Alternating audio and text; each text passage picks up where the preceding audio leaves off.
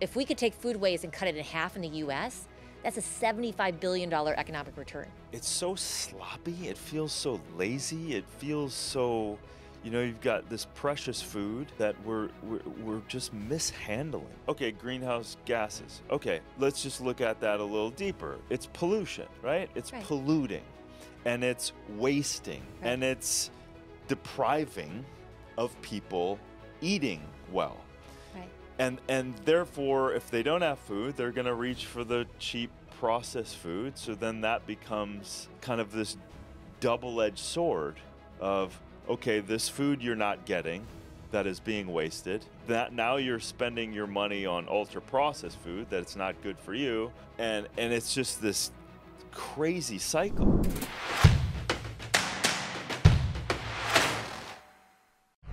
Welcome to the show. Thanks, Darin. Amy. Man, we were both kind of chatting before we sat down here of all the different topics, tentacles, passions that we could talk about. And it's funny, we both have notes, and I don't think we need to even look at them. But I'm always excited about an actionable person.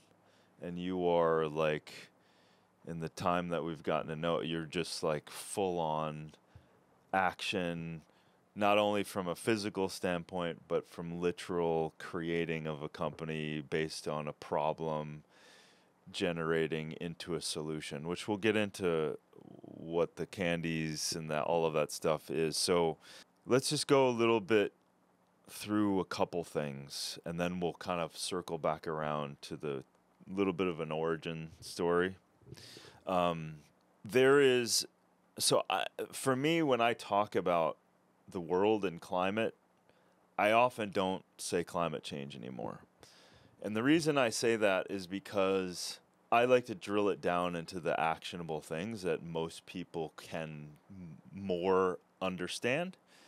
Mm-hmm. And specifically around what we can talk about, at least for starters, and that is there's a lot of food that's created on this planet. I think stats of we can feed currently over 10 billion people with the food that we already are making. We can feed the population today and the population in 2050 with what we're making today. Right. But we're wasting 40% of it. Right. So therein lies, I look at almost from a system and a lazy standpoint, right? So we have incredible systems. You look around the world, you've traveled, I've traveled, and in remote areas, I see Coca-Cola signs and Coca-Cola in shops, which is astonishing that that can happen. And at the same time, we have abundance of food and people that also don't have it. We have it in cities where people don't even know what whole food is. So we have this food. So let's break this apart a little bit. We have food that's being grown. Some of that food doesn't even leave the field or get to even a place, right? Right. And then we have damaged food, bruised food, doesn't look as great. And so then that's discarded because it doesn't display as well. And then you have people, when they buy that food, they also discard and don't use or wait too long if it's a real food. So 30, 40, 50% of that. At the end of the day, we have got loss all over the place. And then we've obviously with hyper ultra processed food and all of that other stuff. Right. So one of your missions is to solve some of that food waste. Why do you think that? What has been, from your perspective, what's the breakdown? How do you see this changing, like this food waste problem? Well, I think that's a good question because I focus on fruits and vegetables, right? So I'm looking at there is 20 billion pounds of fruits and vegetables that go to waste every year. 20 billion? Correct. Every year? Every year. Right. But yet only 1 in 10 Americans are eating their 5 to 8 servings of fruits and vegetables every day. Right. And so when I'm thinking about these imperfectly perfect fruits and vegetables that because of strict grocery standards or because there's excess in the field, I think more about the farmers. Right. They're not getting their full harvest. Totally. So you've got 25% that goes unharvested on the field. So how do we get to the point where people really understand where their food's coming from? Right. And that then they get their full harvest of what they think they're going to provide to human people for consumption. Right. Because right now it goes back into the field, which is good, right? Regenerative agriculture, or in the right it's way. going in the right way. Yeah. But I would rather it go to the people, not go into livestock feed, not go into piggeries, and definitely not go into landfill. Right. And so those costs, I think, related just don't make sense. And Right. that was the problem I really wanted to delve into, because also that connect of food to climate, Yeah. it's very much so around those numbers, like 10% of greenhouse gas emissions is due to food waste. Yeah. And I think people just don't connect the dots between what they choose to eat, which includes all of us, and the fact that that is so related to climate. And I think Paul Hawken did a great job with his book Drawdown, because that was the number one thing you could do around climate change, was doing something around food. Right. And that really was the start of it all for me, was reading that book. Right. And then, of course, traveling the world and seeing it for myself. Yeah, and big shout out to Paul. Big, I huge. mean, Paul is such an incredible and relenting and constantly showing up and constantly being an advocate and by the numbers too. Like, it's not just like hot pie in the sky. It's like, if anyone hasn't checked out Drawdown, you look at that and you're like, if you invest in this, it will not only be beneficial from an economic standpoint, which we've created as the prop of our God in this reality. Oh, I mean, economically, I mean, if we could take food waste and cut it in half in the U.S., that's a $75 billion economic return. Oh. There's a number for you. And so people really think about the economics, for sure. Yeah, so it's like it doesn't make, it's so sloppy. It feels so lazy. It feels so, you've got this precious food Right. that we're just mishandling. And so that's where I look at, it's for like my brother and where I'm from in Minnesota, let's look at it as like, okay, greenhouse gases. Okay. Let's just look at that a little deeper. It's pollution, right? It's Right. polluting, and it's wasting, Right. and it's depriving of people eating well. Right. And therefore, if they don't have food, they're going to reach for the cheap processed food. So then that becomes kind of this double-edged sword of, okay, this food you're not getting that is being wasted.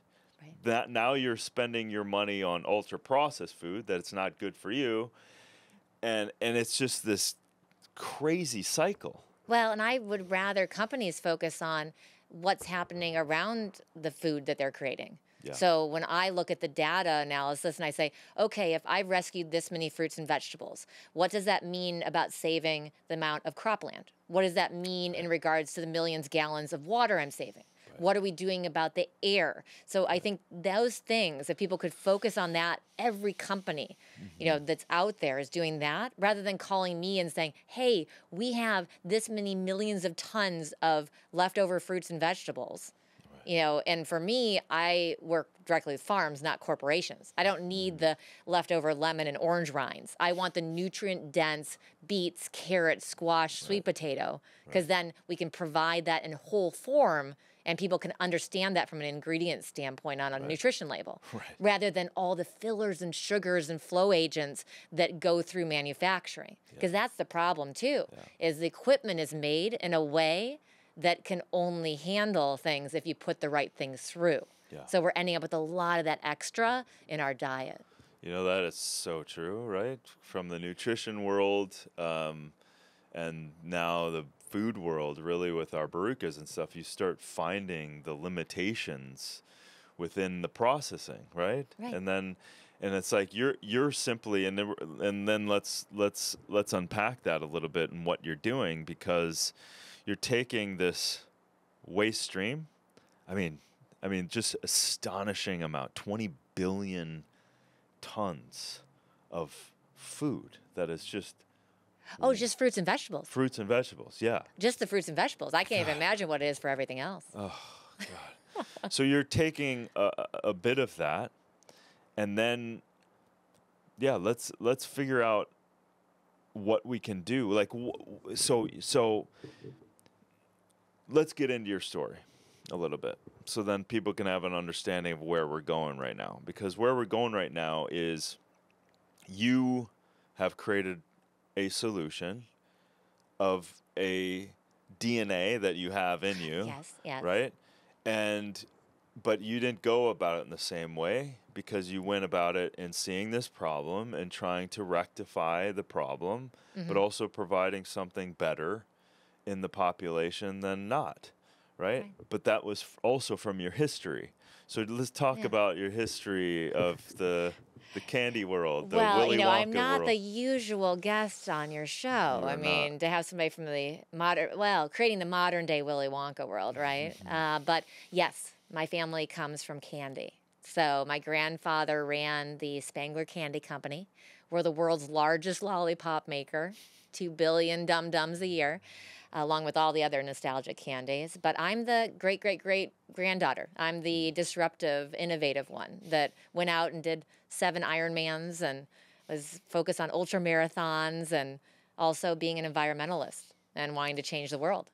And had like a banner of fueled by candy. Well, I've been eating them since I was 1, so it's documented, absolutely. But I'd say that food is fuel for someone like me. You know, I mean, you played football. When I'm going to eat something, I want to know I'm getting something out of it, like the stealth nutrition. That's what I always say to people. It's stealth because I'm making something that we're replacing sugar and filler with vegetables and with fruit. And you're realizing that fruit and vegetable sugar, the naturally occurring what's in what you would get if you ate your servings of fruits and vegetables for the day. Isn't that amazing to think that like we don't need some of those extra things, that something can still taste like candy? And if you can fool me, then you can fool most everybody. Right. So you essentially went out to make a healthier candy using a waste stream. But it's like I witnessed the power of what candy is, right, as a kid. So it's accessible, it's affordable. You have access to most households across the U.S. And here's your opportunity to talk about climate in a way that's never really been seen before. So I just have that opportunity. I can talk about ingredient lists, nutrition facts, teach people about the health of me, so the health of the people. And then almost like the back is, oh, and by the way, what is climate candy? What does that mean? What does that mean from an environmental standpoint? What are you doing as a company to be able to give back to the world? How do you make candy healthy? Well, you use fruits and vegetables. I mean, That's literally, the base, we take the produce and make it into powders, purees, juices, and then you're using that instead of the usual corn syrups and cane sugars and tapioca fibers and starches that fill a lot of the others. Now, we're not going up against that industry. If anything, I'm trying to teach the difference between some of the fruit snacks that are out there.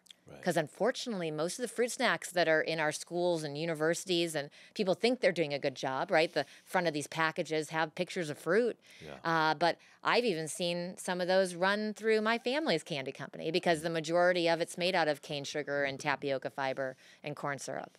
Right, kind of like that slippery slope of it's a fruit candy, and then they're still full of the same type of stuff. Well, and I think because the start of this company was me being in Svalbard at the Global Seed Bank, I was learning about food security. I was learning about what was happening there, and at the same time, they were putting generators in the seed vault because of climate. So that it wasn't keeping the right temperature inside to keep our seeds of the world protected. And I realized that most of those seeds were focused on produce. And while there, they were talking about cocoa, banana, and coffee. Now, these are all mainstays for a lot of people. Well, guess what? They're going extinct. According to the Global Seed Vault, we have to do something about what's happening with these specific entities because even in apples, what's happening is I love green apples. So when I go to the store, I immediately go for those Granny Smith. The problem is that all of us have our favorites, so we're not diversifying the supply chain. So now the growers are only growing the ones that are selling. So we're slowly but surely losing all those different versions of bananas and apples and you name it. I mean, heck, you go to Costa Rica, they have so many varieties of bananas. People don't realize that because we only get the Cavendish, right? So I just think there's so much to be done. Yeah, so when you've created your candy, it's called a climate candy for everyone curious and going, what?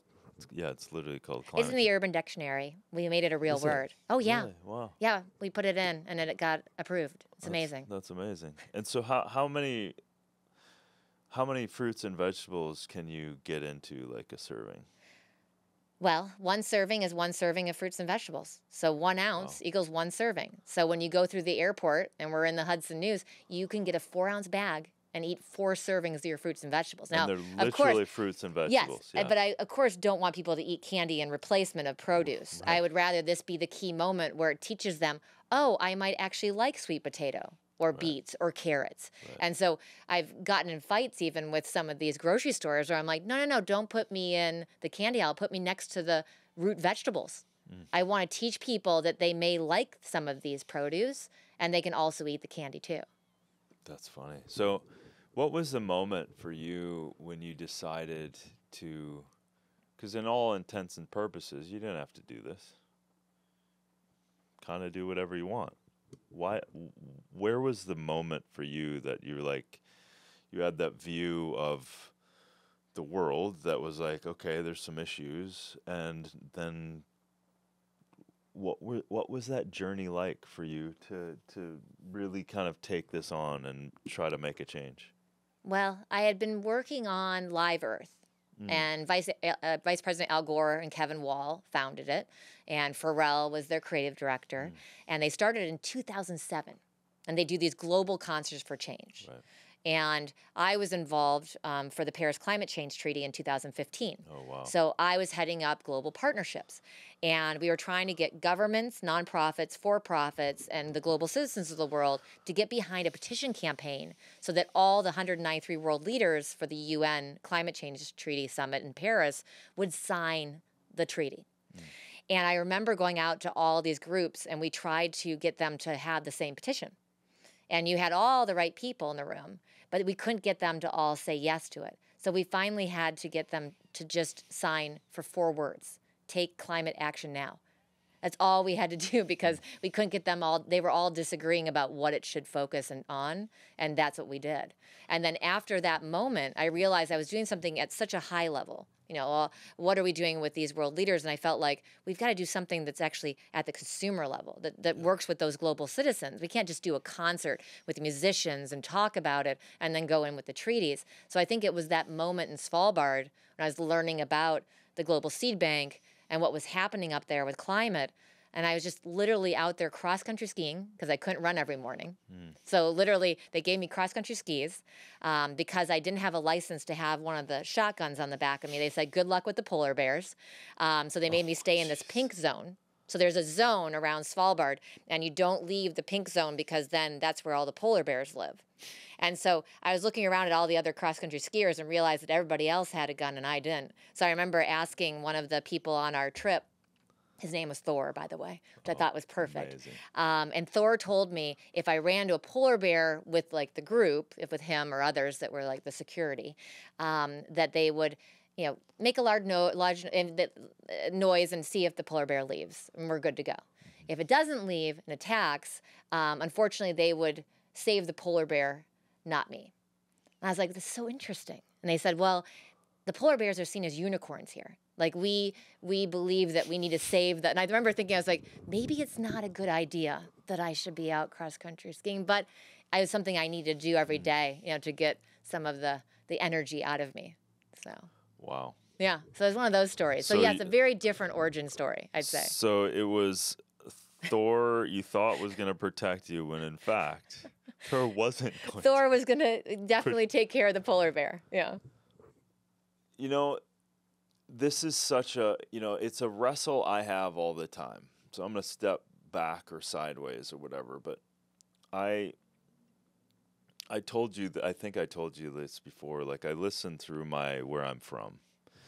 And if it doesn't affect my family or that they can't understand it, then we're missing a good way of sharing information so that people can realize, number one, it's healthier for them and it's also healthier for the planet. So I always look at these things from that perspective. What do you think is missing?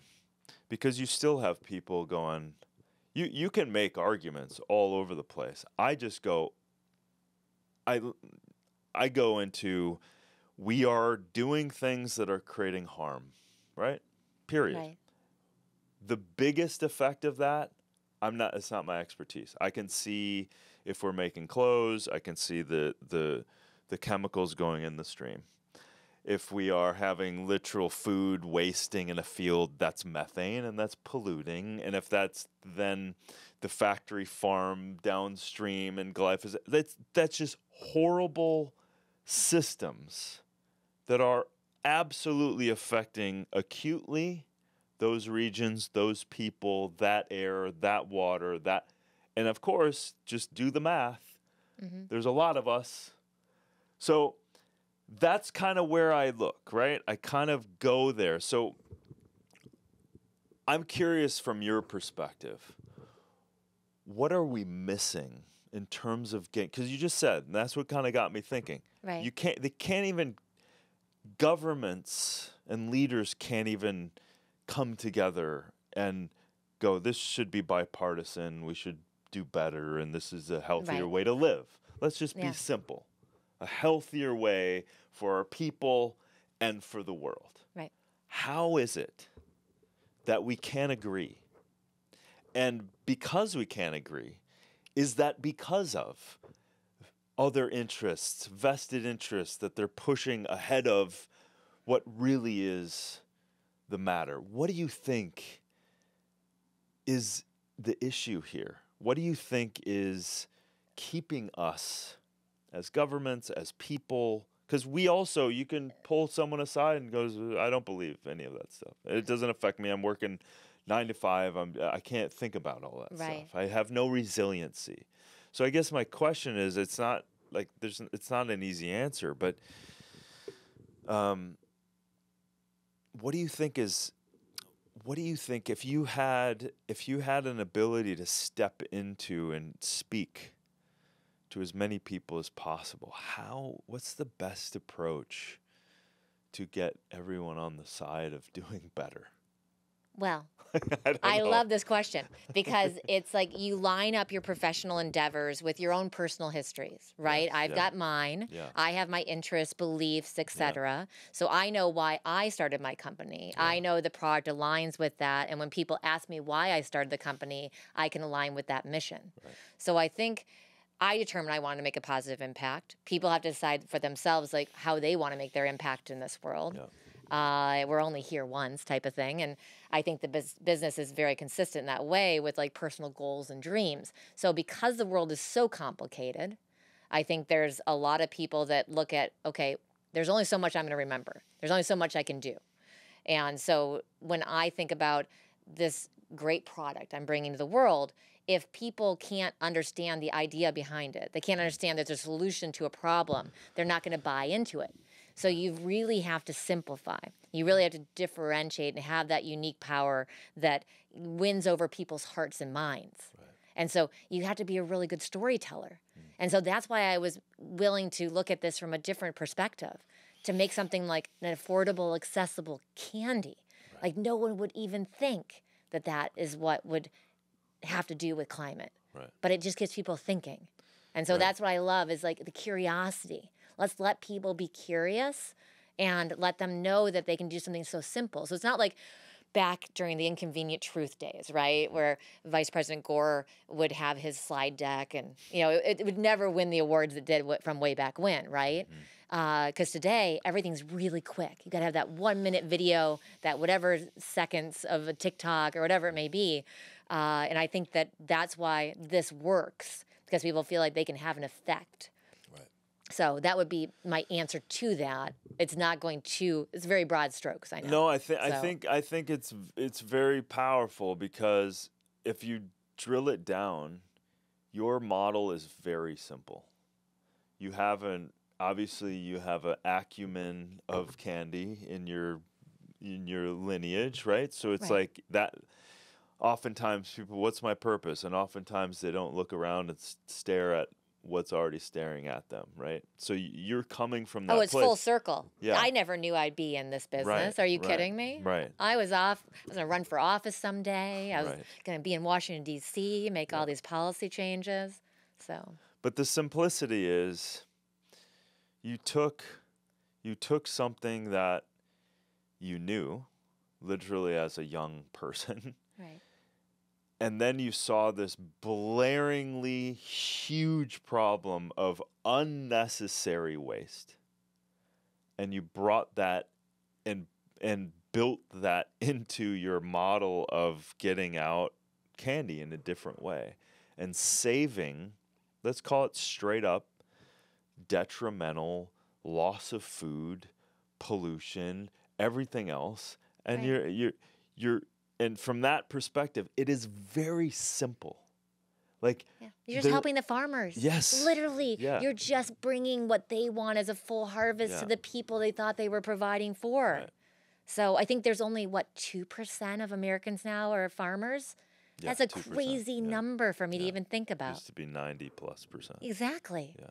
So I think that people have to go back to having their own greenhouses, like making, unfortunately, I live on the beach, right? Like nothing's growing in the sand where I am. I wish I had what you do where you could grow your own food.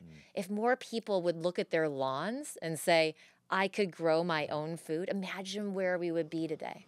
Well, that's the stat that I love the most, and Paul brought it up to me one time. There's 47 million acres of lawn that we're just watering. No. 47 million. Especially in LA, Yeah. where we have a drought, and people started putting rocks and stuff, because they didn't want to have the lawns. Exactly, or But spraying it's some not chemical doing crazy anything right. for us. So imagine if we,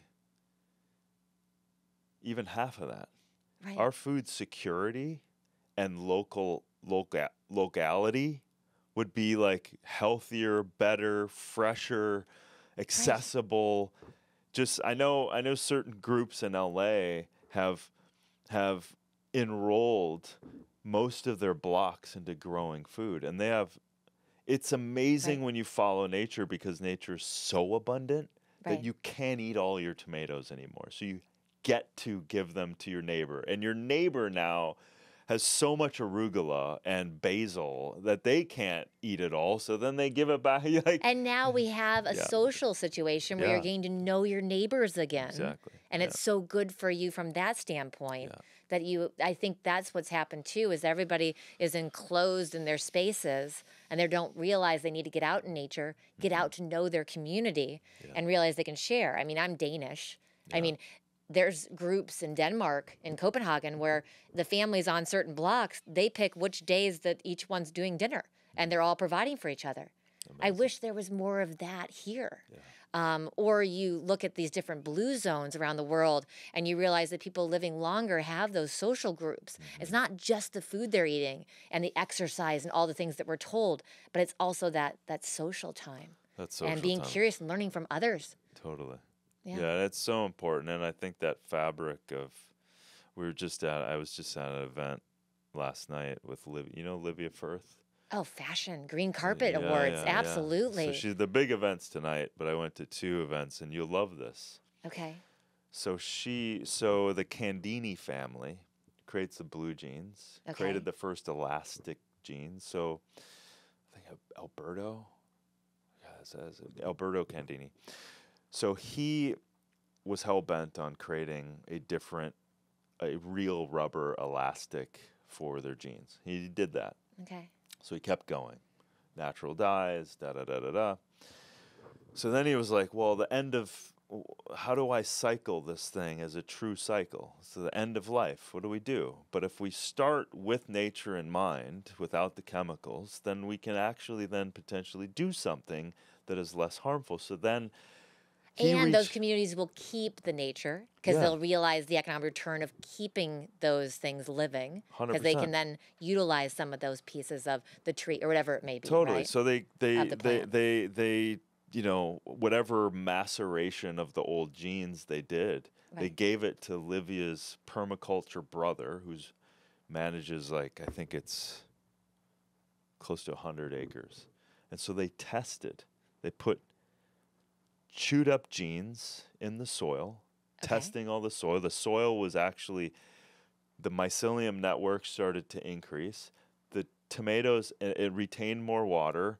The medium of that became even better for the plant.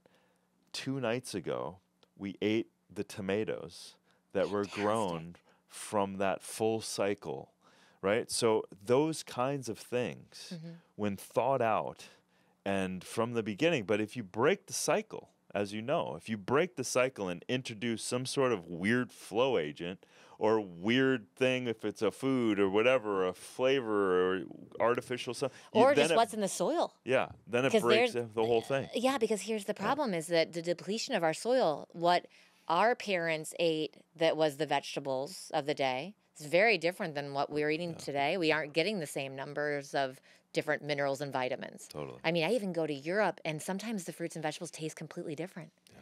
Or you go to some of these places in Asia, and you're like, wait a minute, is this what, a banana or a pineapple or whatever tastes like? Yeah. And you don't realize that if we don't let it ripen on the vine, we're losing those nutrients. And then also your taste buds know immediately. Your body knows you're not getting those nutrients. Totally. And so that's my other concern is how that produce is used. Yeah. And that's not, in a way, taken off the vine before it's actually ripened. And that has to be local then, right? Then we need more of these lawns. Yeah, we need the lawns. We need the proximity. We need people to grow.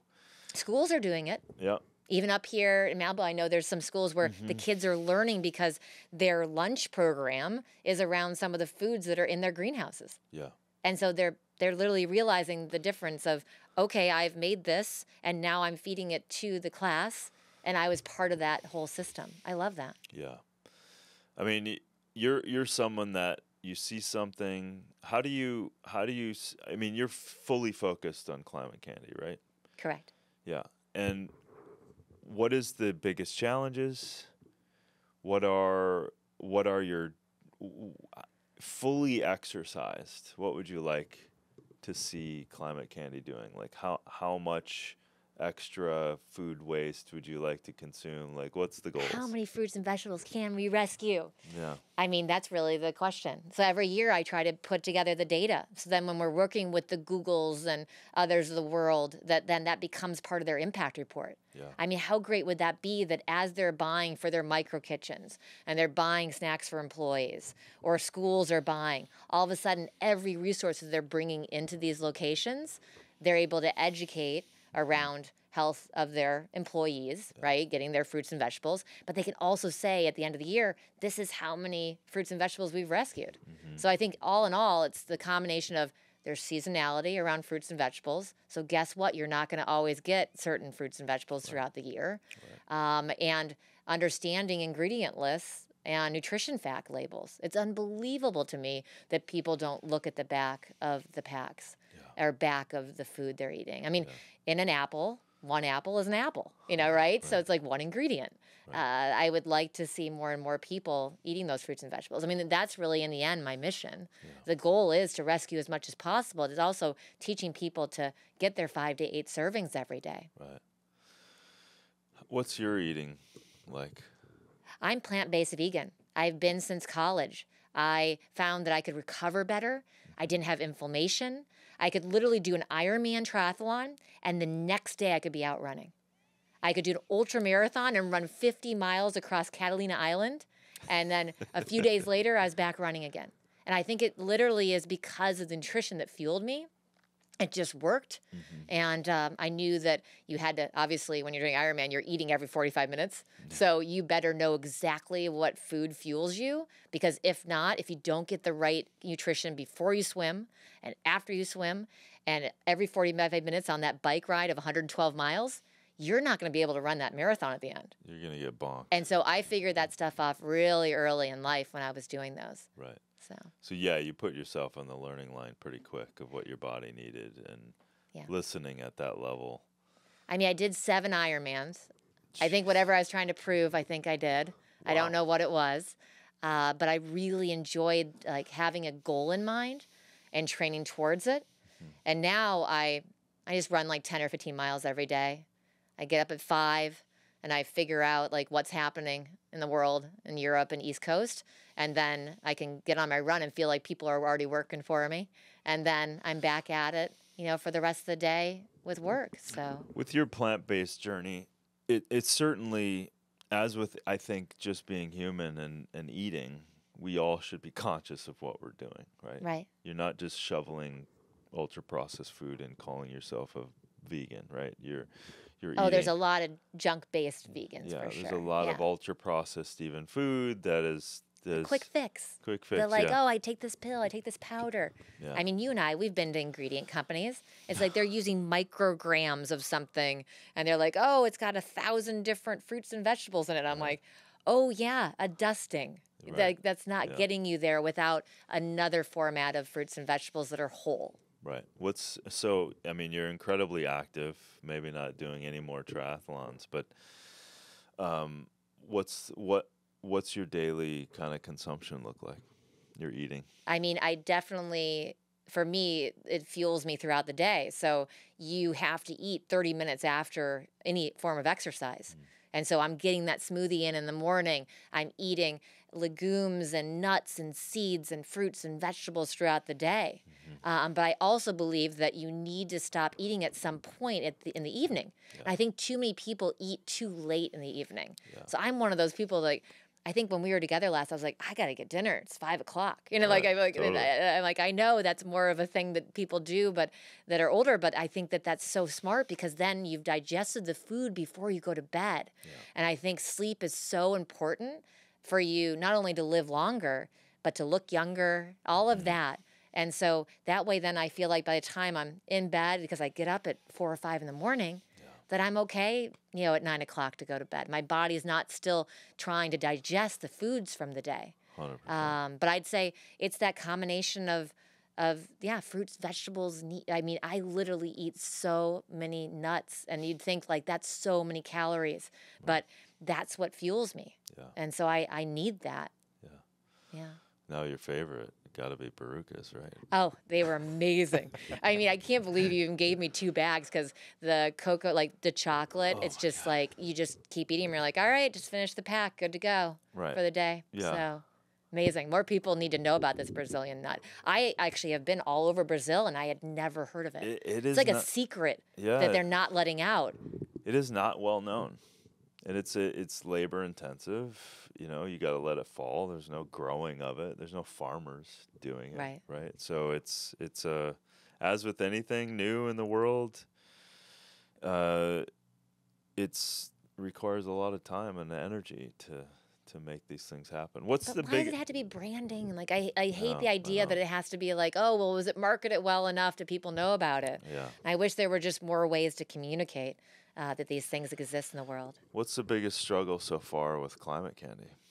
I'd say the biggest struggle when I first started was more on the operations side, trying to find the right manufacturing, the right equipment that I didn't break along the way, because I was all about high run rate.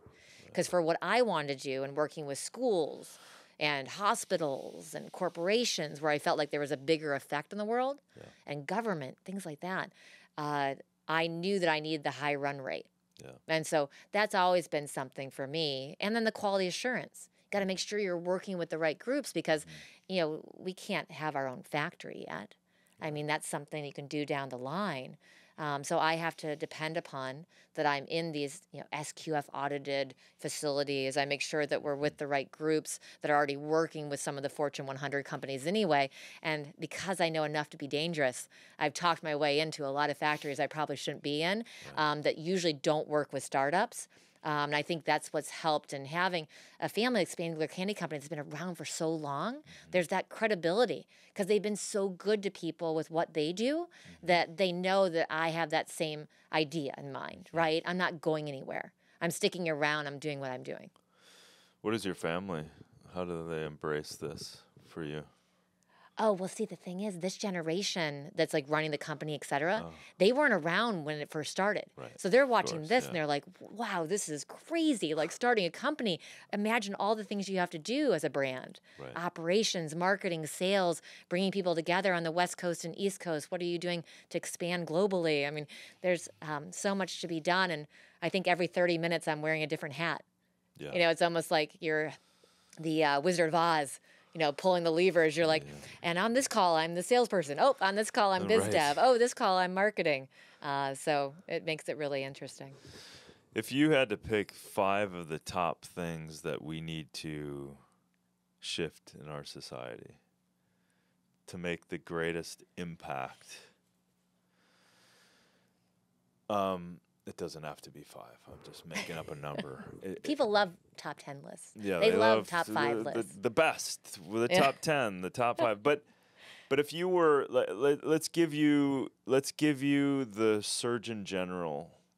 Like we anoint you as the Surgeon General. Okay. And that can be across any way you see it. Let's start here in the U.S. What would be some of the first things you would start to do? Well, I would definitely make the nutrition facts label easier to understand. So people know what they're getting in a serving of something that's packaged. I would probably educate further on the 5 to 8 servings of fruits and vegetables and what you're getting out of fruits and vegetables. Because right now there's no label on that squash or sweet potato. How great would it be that they become branded? You know, I've seen it with some things along the way. I've seen dates and other things where they brand them. Wouldn't that be wonderful to have the Usain Bolt, where it's like, oh, I eat yams every day. You know, people don't realize that. And it's like, you could be the fastest human being in the world because you eat yams, and here's why. So why haven't we branded these root vegetables? So I think there's something that could be said that we could be doing there.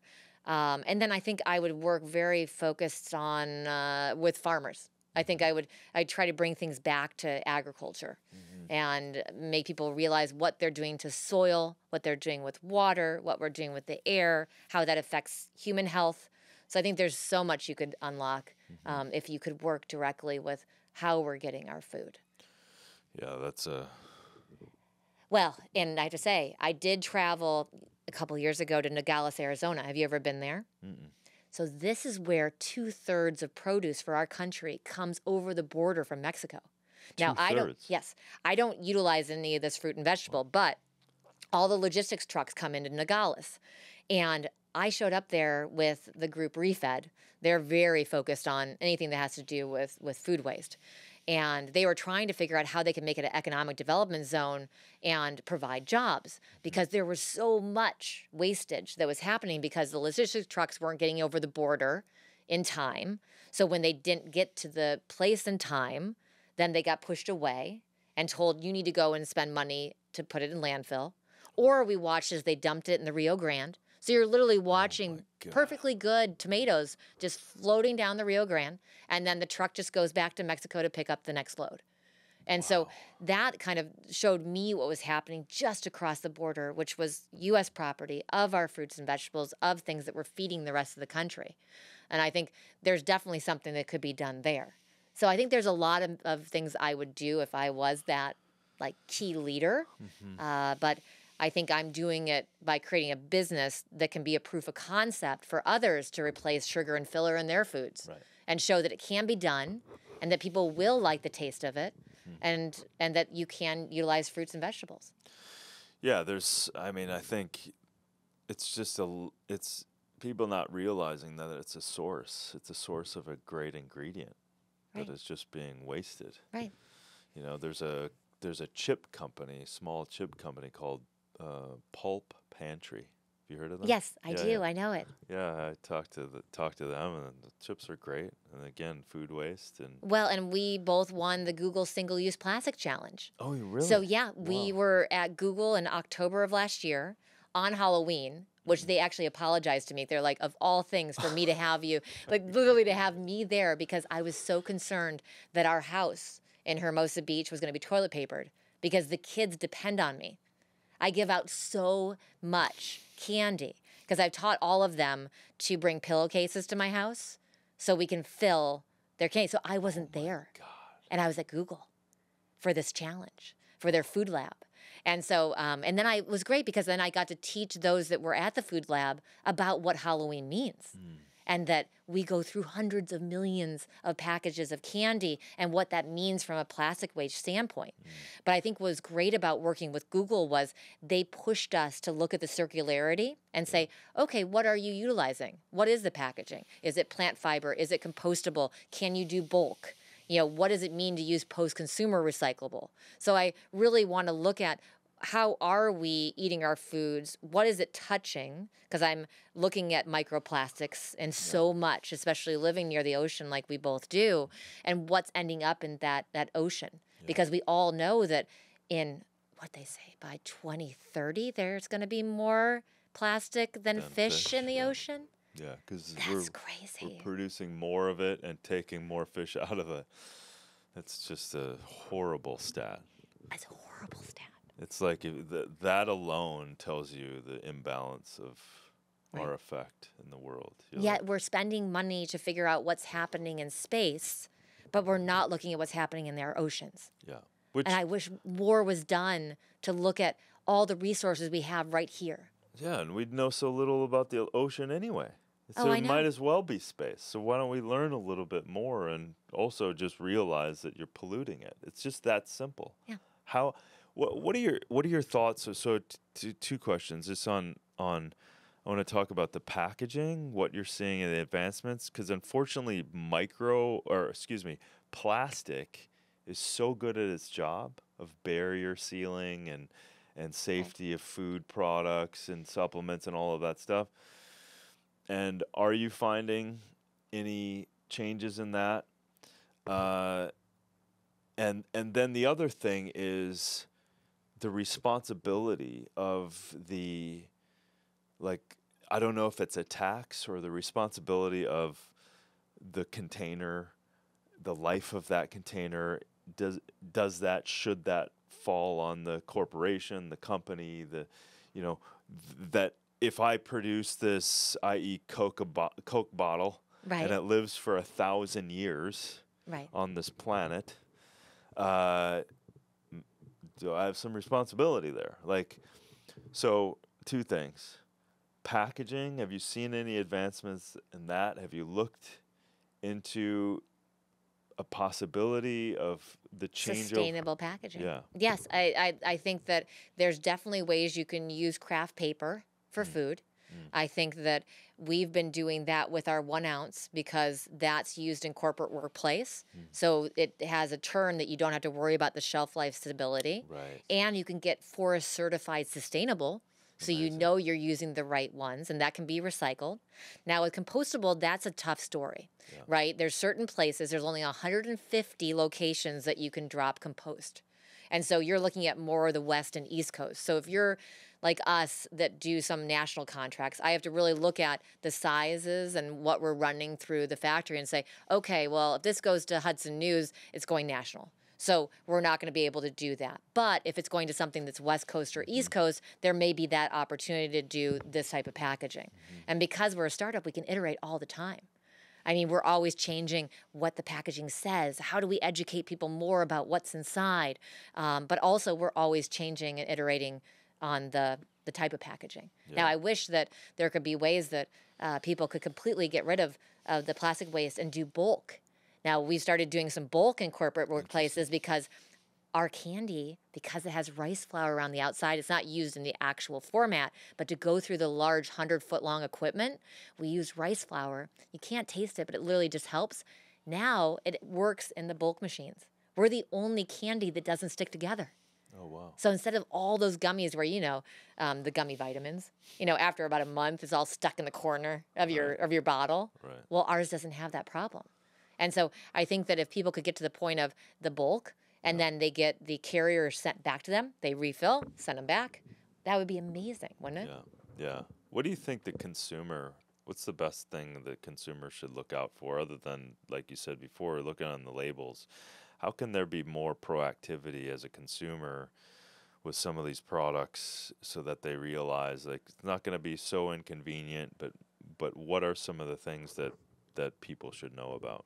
Fatal conveniences. Oh, Oh, yeah. well, it's true though. It's Yeah. the perfect line because Yeah. that's the problem is that people love their conveniences. They love their boxes that come the same day or the next day and they get everything shipped to them. Yeah. And ever since COVID, I think that's been a problem. We've gotten even worse at it because we Yeah. have high expectations that we need that instant gratification. And so I wish I had an answer for that, Yeah. but I think that there's so much that needs to be changed in our mindset because our expectations have changed so much. It's the same as what I was talking about, seasonality of fruits and vegetables. Yeah. You know, whatever happened to like, oh, sorry, strawberries aren't Yeah. available this time of year. Yeah. You know, let us know in the fall. Like it Right. doesn't happen anymore. No. We expect it all to be available at all times, and we expect it to come in from South America or Europe or Africa. And so I actually look sometimes at the stickers when I'm traveling, and I mean, Iceland, some of these places where they don't have anything, and you look and you see where they've brought things in from, and I'm like, I can't eat that. That's Right. ridiculous. It's come from so far Right. away. That's tough for me. Yeah. Maybe I just know too much, and then I end up having to cut so much out. I'm like carbon footprint, upcycling. What's happening here? It's amazing that food can come from so far away, and Yeah. and we can have our hand on it and just going, what? Right. Like, how is that? And the economics don't make sense. Like, Right. I don't understand how, and then we have subsidies. Well, that's what it is. They're Yeah. getting subsidies to export or import from other countries, and then they can take on the ones that are local. Yeah. So, what are your thoughts? I mean, I'm just curious about this on life cycle, like the end of life tax, like the end of a package or a container or something. What are your thoughts on that? Is that a responsibility of of the Corporation. corporation? I think so. Don't you? I would appreciate knowing that a company Well, did that. listen- And then you could actually use that Right. from a marketing initiative. Of course. How amazing would that be? And if you instigated that, maybe it would fire them up more to come up with the solution as well, right? Because there's no real push for a viable solution. So if there's a tax implication, if you don't change your ways of this polluting material, then come up with a different solution. Yeah, but it's the same as like when they were doing the carbon credits. I know. And that didn't really work, or it made them feel better. They're like, oh, we'll offset because we've bought into this. Or, So you think oh, we that's- planted some trees and that offset this. Do you think that's You've got to do it at a government level. That's probably the only policy change because then it can go much wider. I think that's the only way you can do it. It's almost like getting a band of brands together that you don't expect to see together. You know, put the Pepsi and Coke and all these ones you don't expect, and you've got to get all of them to say yes. Because I saw it leading into the Paris Climate Change Treaty. They believed it so much that the Unilevers and others were all coming together as CEOs that believed in it and said, if we can get all the brands to sign on. Now, the problem is it's 2024, and I'm not seeing the goals getting to the point of 2030. right? I mean, I worked with the World Bank leading into the Rio Olympic Games, and the athletes were wearing 1.5 degrees, like as little tattoos or on caps when they weren't competing. And we're already at that point of 1.5. Right. And so I wonder who is listening. And I feel like there are some of us out there that are those innovators and disruptors. It just needs to be more of us, I think. Yeah, and it's the hope, I think, comes by way of these conversations, like-minded people coming together, sharing time, right? And I'm also intimately aware of pain points are propellers of change, and some people, some will, some won't, some do, some don't. When the pressure gets, like, you got pressure because you were in the world and you were seeing certain things. That was your pressure point. You saw challenges, so you did something about it. Different pressure points for different people. If the pressure isn't enough for enough people, then they're not going to change. But if they're enough for a few, one candle in a dark room provides light in that room, right? So if enough of us, I think, come together and create global opportunity by way of, I know a good friend of mine, Troy Swope, who created a company called Footprint from nothing, right? He was an engineer, and he created wasted plant fibers into packaging, and it worked with ConAgra and Pepsi and McDonald's, and he was doing it. And in 7 years, it was worth $1 billion. Now he's spun up making different PFAS from algae, right? Fantastic. And like at scale, though, at the numbers, because he also sees like, if we don't do this in a way that these systems change. Yes. It has to be. It has to be. It has to be economically, because unfortunately we laughed on our little talk on the phone. We laughed at the shareholders, the purple hairs, or whatever, the legacy people. Right. They just want the dividend. They just want that. They're not pushing that. So if you can slide something in that is less disruptive, but really disruptive in a good way, then that's the only way. So we have to. That's where I'm stoked, man. I'm excited about solutions. I'm excited about. I mean, I wish people. I don't know why people don't take drawdown, for example, and just go, let's put a lot of money behind the top 10 things here, and let's just go for it. There almost needs to be a reading list. You know, like this is the book of the month, and you know, part of a club that every corporation has to read. This is your employee handbook. Go. I think that slowly but surely, I think I read a study that said that the number one thing that's missing in CEOs today is creativity. And it was like a Forbes article I read years ago. And I remember thinking, like, that's innovation right there, is that CEO has to have that so that then the rest of the base can understand what the ideas are for the future of the company. And yes, you can have an innovation or R&D lab, but it really needs to be the entire company. You have to have that chief sustainability officer that reports directly to the CEO. There's so many things that need to happen for even the next generations. They're coming into companies, and they're not lasting a year if there's not impact.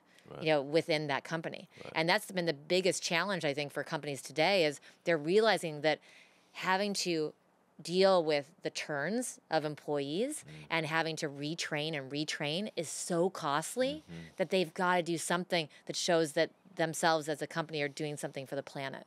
And I think that's what gets me super excited, is that they're realizing there's something that's going to hurt them economically, or is going to hurt them from the shareholder standpoint, because they do want to see them do impact. Right.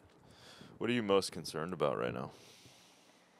I am such a positive person. I feel like there are so many concerns, but people don't want to hear the doom and gloom of some of the things I see in documentary films. And so I like the idea that the Adam McKays of the world can have the funny movies like Don't Look Up, and it can get you to think, oh, wait a minute, that has a connect to climate.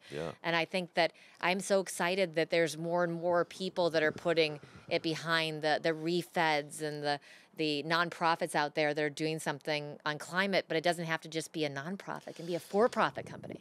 And that's what I love about getting to know you. It's like, because some of the issue that I see almost every day is you've got two camps. Also plant-based, you can use that as an argument. You've got judgmental advocacy, which doesn't work at all. Right. Judgmental, almost angry. Like cancel culture too. Yeah. Where they're not willing to listen and hear different viewpoints. Big time. And I can't even use the word vegan on my packaging. It has to be plant-based. Right. Because they don't understand that. Right. Yeah. And that's also the issue within the lexicon here, is because like just how you answered that is kind of your DNA. It's like, well, I'm concerned, but I'm kind of going to action. Let's just go into solution. Like, let's not focus too much on the. Well, because everybody could have a great idea. Yeah. And to think that mine came out of nothing. I literally just said I want to do something about fruits and vegetables. I didn't know how to talk to supply chains. Yeah. I literally was working with farmers in the Midwest and the West Coast and trying to figure out ingredient companies.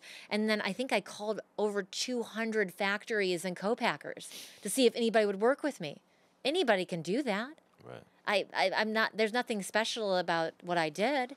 And then I had to go out and pitch investors, like get a seed round, get a preferred seed, find that lead investor. It was all things that I had never done before. It just do it. You know, like it was literally, that was one of those things where it's like, oh, and this is what I have to do now. Okay, that's good to know. Oh, now you have to go out to grocery stores. Oh, well, actually, I think that it's better for me to go into food service. Oh, I'm not really interested in direct to consumer. Let someone else handle that. It's better to go right to communities in e-commerce, like the Thrive Markets and others that already have a community that looks at them and says, oh, that's a credible group. They obviously bring brands in that make sense. So I just have always done things a little bit differently, figuring out what the roadmap is. And I think there's just so many other people out there that have an idea. They just don't understand that they can take action. Totally. And then I think the biggest thing is seeing something, being inspired about something, and then actually taking action. The willingness to pick up the phone 200 times. Oh, I mean, I even called the Secretary of Agriculture at one point. And I was like, so tell me why the SNAP program can use the SNAP cards in fast food and can't use it in farmers markets. Right. And I was having a very hard time understanding like how the lobbyists had gotten it into fast food before it had gotten to farmers markets. And that's when I learned that some of the large organizations had used the K Street lobbyists because a very large percentage of their revenue every year for the soda pop companies is SNAP program money. Food stamps. Food stamps. But I did tell you the story, the reason why they used the pop at the end of the criminal. day. It's crazy. Yeah. You know where we're from when we say pop, right? A little bit of Midwest, exactly. right? I don't hear anyone. My brother still says it to this day. I know. Ohio. It's a little bit of that Ohio in me. Have a pop. The candy Like, factory. What are you I mean, doing? literally, if you didn't work at Spangler Candy Company, you worked on a farm. And then other than that, there was a toy factory in town. So it was literally toys and candy. It couldn't be a better place to kind of have your grandparents be. What's the best kind of advice or knowledge you think you learned from your generations of your family in this business? What do you think's the thing that's informed you the most? To be kind. Because I think that every person that has come across me working with them, whether they could be in the warehouse, they could be in the fulfillment center, they could be in the factory, they could be the marketing branding team. All I know is that then you get this cult following because you've been kind. And so I know that every single day I meet someone new and I take a little piece of them and I learn something from them. And it doesn't matter if it's the intern or another C-level executive. Sometimes they have some of the best ideas, and then we're able to run with it. So I think that's probably the thing I learned is that kindness. And then my grandfather, he always kept candy in his pockets, and he made lots of friends, especially kids. So I always make sure that my car and my bag is always filled with climate candy. I know what I'm doing. I know how to make friends. Free candy? I mean, I can get into anything.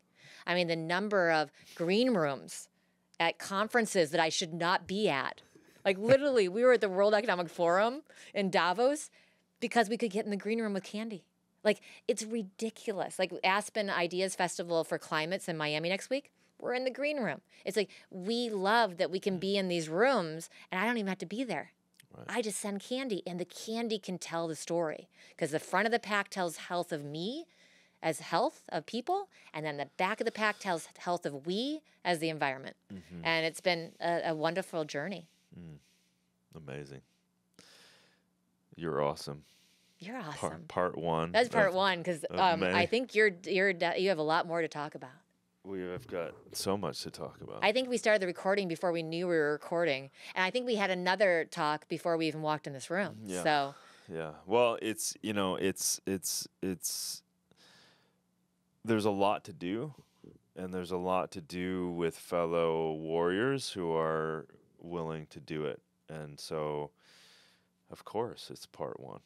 I mean, there's more to talk about with, I think, schools and school lunch programs. I think there's more to talk about at the university level of the fact Tell me about school programs. What do you think? How do we change it? Because that's gnarly. That is ridiculous. The fact that the food that is being served even to this day is what it is. I know. That's criminal. I think that I look at what they consider a fruit and vegetable, and I think that even the Obama administration tried to go up against that, and it's been very hard. And I've been trying to get into even the vending machines, saying, well, how can I get into healthy vending? And I've worked with distributors who are working that direction too. So I think that's been a start. It's hard because food service has their big distributors, and then you have to be coded within those big distributors. I've talked myself into a few of them already for this year, so I'm really psyched about that. That's good. And at the university level, the number one thing that's purchased at the cafes? Candy. Really? I think what happens is the kids turn 17, 18, they go off to college, and now it's a free-for-all with that meal card, right? And then with finals and the stress and all of that. So we've had a lot of fun delivering via bird scooter at all these universities a different format, by giving these kids their fruits and vegetables because they're not thinking about it. They're on the go, right? And I think that, I look at universities, but I also look at hospitals. And I see a major problem with what's fed to patients. And I think knowing that there are doctors out there, I've met them, cardiologists and others that look at fruits and vegetables, look at food and say, okay, what needs to be done, not from a standpoint of what operation needs to be done. And I look at the doctor lounges. I look at what the nurses are eating. I look at what then the guests of the hospitals are eating. And they have to be there because of the patients. And I say, well, if you have to serve for 12 hours, breakfast, lunch, and dinner, plus 2 snacks, to those nurses and doctors, why can't it be something that's better? And so I think there's a lot more that can be done within those two entities. And that's why this year I'm so focused on food service and upending what that means when you're in those large trucks you see going by into the universities and hospitals and even government, military. I mean, have you been in some of those Army, Navy commissaries? Brutal. I mean, you do realize the candy industry got their start in some of these wars. I mean, M&Ms, melts in your mouth, not in your hand. Yeah, they had them with military. And that way, when you come home and the Cokes and Pepsis and the M&Ms and others were with you when you were abroad, you come back and you're so nostalgic for those brands because they were good to you while you were away from your family and you were representing the country. And wouldn't it be amazing that you had the efficiency of getting fruits and vegetables by being in these places and still get your sweet tooth satisfied? And so I'm trying to work also with the military because I think that's something that we have to look at too. Amazing. Yeah. Yeah, and it's a quick snack that's healthier. Yeah. For sure.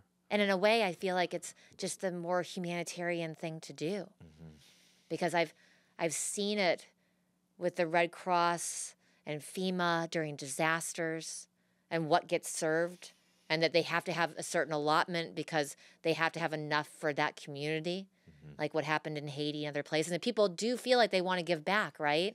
And so they're saying, oh, but can't we send this? And it's almost like, well, if there's not enough allotted for that group, that's why the government has to be the one that focuses.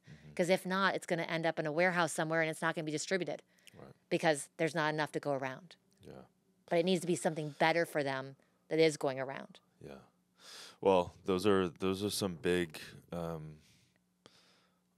mean, I'm using this kind of cheekily, but kind of mafioso in a certain way because they've gotten so unionized and rigid in what they're serving from not necessarily the military, but the school systems. And it's just been horrifying. There's red tape, but you just have to be a go-getter and just go. Be a risk taker. You're positive that I'm always positive that you can do something. Yeah, you just cause a little bit of trouble. It's fine. I mean, the problem there is the forms you have to fill out. Right. You have to deal with so much paperwork, and then the fact that there's probably people that get that form put at the top of the deck to be seen, right? So you just have to make enough noise, like you said. Like who's making that noise? Got to give them enough candy. Enough candy. It's amazing how you can buy your way into things. Oh man! Thank you, Amy. This has been so great, and I can't wait for you to come back. And I'm stoked for the effect that you want to have in the world, and the solutions that you want to provide. And I appreciate it. Next time we'll do it at a farm. Next time we'll travel somewhere and we'll find an answer to something. Next time we'll do it in that way. Yeah, get you on a TV episode. Oh, that's all I need. Never done that before. Yeah, thank you. Thank you.